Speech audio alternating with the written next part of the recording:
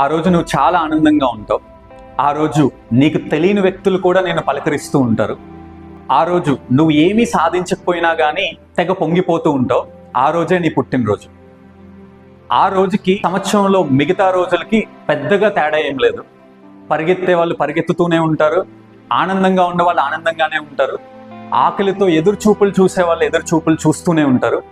కనీసం ఆ ఒక్క రోజైనా ఇలాంటి ఆకలితో ఎదురు చూపులు చూస్తున్న వాళ్ళకి నువ్వేమైనా చెయ్యాలి అని అనుకుంటే మా we are with you charitable trust ద్వారా మీకు ఒక మంచి అవకాశం ఉంది.